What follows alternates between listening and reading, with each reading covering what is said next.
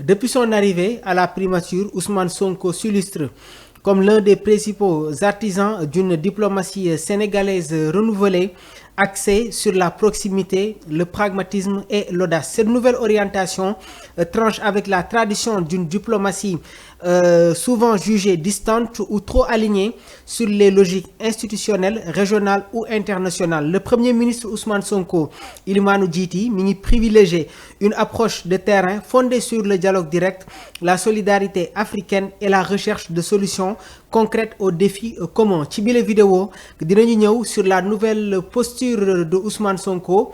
Sonko, bâtisseur d'une nouvelle diplomatie de proximité, dialogue direct et pragmatisme. Sonko ne se limite pas jamono ji au discours protocolaire waaye mi ngi multiplier les visites dans les pays voisins Côte d'Ivoire, Burkina Faso, Guinée pour engager li nga xamante ne nag moom mooy ay discussions yu franches sur les questions sécuritaires, économiques et sociales. Sa présence au Burkina Faso, plus précisément à Ouagadougou, gannaaw bu ñu doon inaugurer mausolée de Thomas Sankara ou à Conakry pour renforcer la coopération bilatérale, illustre cette volonté de proximité et d'écoute. Le Premier ministre Ousmane Sonko jamono ji nag ñu bëri ñi ngi wax ne que mi ngi nekk sur une autre dimension. Face aux tensions yi nga xamante ne am na entre la CEDEAO et l'Alliance des États du Sahel, ñu gën ko xam ci AES, Sonko mi ngi incarné jamono ji une troisième voie, ni alignement aveugle, ni isolement, mais synthèse pragmatisme. Il prône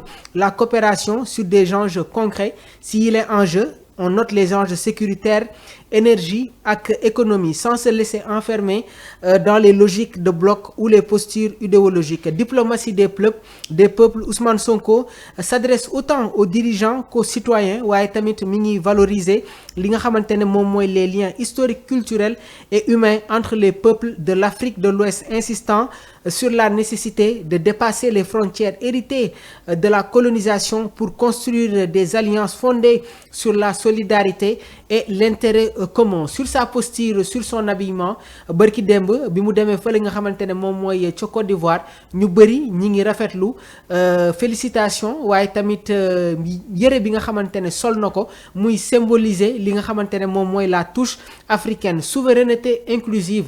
Le Premier ministre Ousmane Sonko défend une souveraineté africaine ouverte qui se construit par la coopération et la mutualisation des efforts, non pas sur le repli sur soi. waaye tamit Ousmane Sonko mi ngi rappeler que l'unité africaine ne sera pas l'œuvre de sommets sans suite, mais de projets communs et de gestes concrets sur le terrain. Le Premier ministre Ousmane Sonko mi ngi rappeler que l'unité africaine ne sera pas l'œuvre de sommets sans suite, mais de projets communs et de gestes concrets sur le terrain. Gannaaw ba mu demee woon fële ca Burkina Faso en visite à Ouagadougou en mai 2025, Sonko bi mu demee fële nga xamante ne moom mooy ca terre bu Thomas Sankara yëkkati na fa ay kàddu yu am solo, non seulement pour participer à une cérémonie symbolique, mais aussi pour affirmer le soutien du peuple, le soutien du Sénégal au peuple burkinabé face aux défis sécuritaires et pour poser les bases d'une coopération renforcée contre le terrorisme et pour le développement. Le Premier ministre Ousmane Sonko mi ngi prôner l'unité africaine waaye tamit mi ngi rappeler que les dirigeants africains dañu war a toog sur la même table waxtaan pour trouver des consensus yi nga xamante ne mun na jëmal Afrique ci kanam. Gannaaw ba mu demee woon fële nga xamante ne moom mooy ca Guinée à Conakry, Ousmane Sonko engagé na des discussions sur la création de corridors économiques et miniers, la gestion commune des ressources et la sécurité transfrontalière, tout en réaffirmant li nga xamante ne nag moom mooy la fraternité historique et les deux nations. Médiation régionale. Le Premier ministre Ousmane Sonko mi ngi proposer une alternative aux sanctions et à la confrontation waaye tamit mi ngi privilégier la médiation, la réconciliation et la construction de ponts entre États, même lorsque les régimes sont contestés ou en rupture avec l'ordre constitutionnel régional. Toujours on continue ak tamit cette nouvelle directive bi nga xamante ne le président du parti PASTEF moom lay adopté jamono ji gannaaw ba mu nekkee di amal ay visites avec les pays frontaliers waaye tamit dans la sous-région.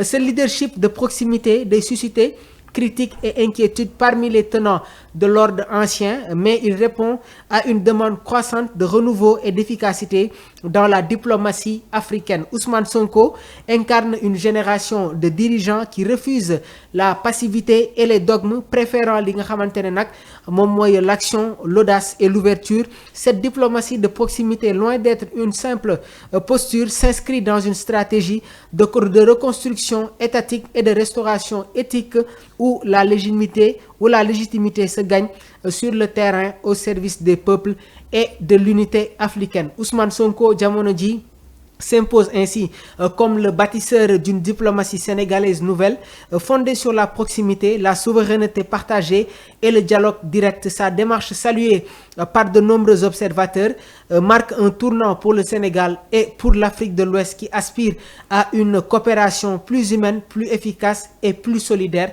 Mu nekk des démarches yi nga xamante ne les acteurs politiques ñi ngi koy rafetlu, les leaders politiques ñi ngi koy rafetlu, les dirigeants politiques ñu ngi koy rafetlu. Donc mu nekk tamit une nouvelle dimension bi nga xamante ne jamono ji l'actuel premier ministre du Sénégal Ousmane Sonko jël na ko concernant tamit les tactes ak ralliement yi nga xamante ne mi ngi koy jëfe, waaye tamit mi ngi insister sur l'unité africaine, d'où encore une fois des réunions waaye tamit des assises yi nga xamante ne war na am entre les différents dirigeants yi nga xamante ne nekk nañu dans la sous-région, plus précisément en Afrique de l'Ouest. Mu nekk tamit un dossier bi nga xamante ne dem nañ ci dans l'exploitation pour saluer encore une fois les démarches yi nga xamante ne suñu actuel premier ministre Ousmane Sonko mi ngi koy amal fii ci continent africain bi. Jërë ngeen jëf.